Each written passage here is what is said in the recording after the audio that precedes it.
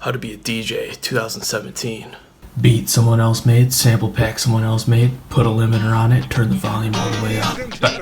But you gotta focus. Doom gloom.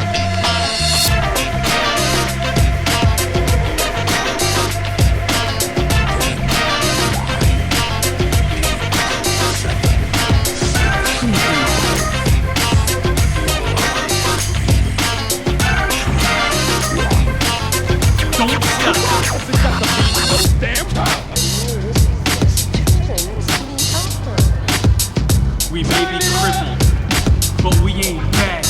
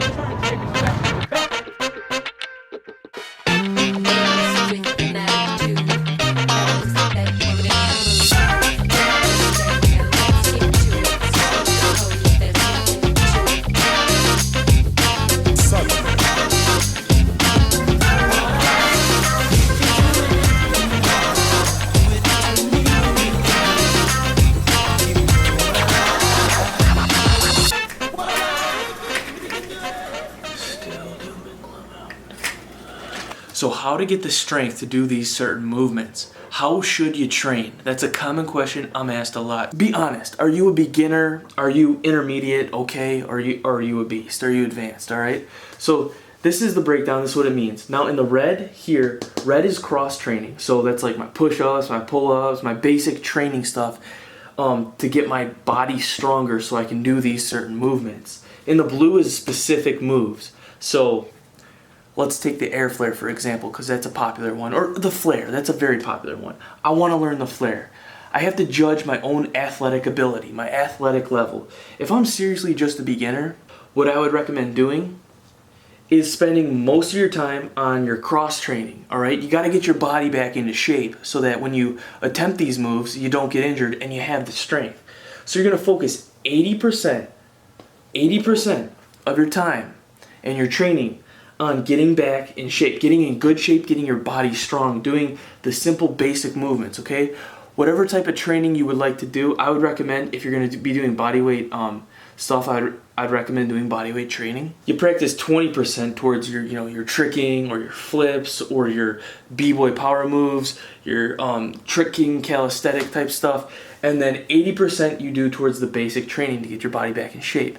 Now, if you're okay, if you're intermediate, if you're like, all right, I've been working out for a while now, but I never really practice any crazy moves or something I want to learn, then I would still practice 50% of the time cross training, right? Making sure you're in good shape, and then 50% specific. So specific movements, air flare, flare. Now, if you're already a boss and you're like, okay, I've dabbled in some backflips and stuff before, gymnastics background, blah, blah, blah, then, you still want to keep balance, right? Cross-training is mostly towards balance from this point, if you're a beast. And then your specific movements take up the majority of it. So you practice 80% your specific movements and 20% your cross-training. Now, what do I mean by balance?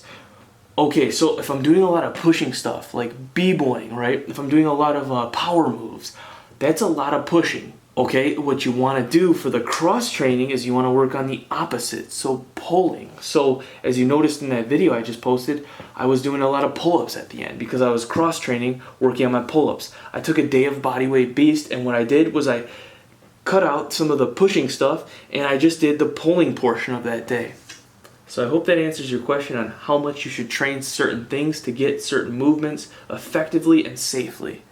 It might get difficult, and some movements you have to keep trying, keep trying, keep trying. And just when it seems like you're never gonna get it, you gotta keep pushing, because like Chuck Norris said, success might be just 1 or 2 tries away, but you'll never know if you quit. So don't quit. And like Chubb said, just tap it in. Yeah, the ball, every little gravity hit. Are we just dreaming? I believe so. You gotta believe. It's gonna happen right now.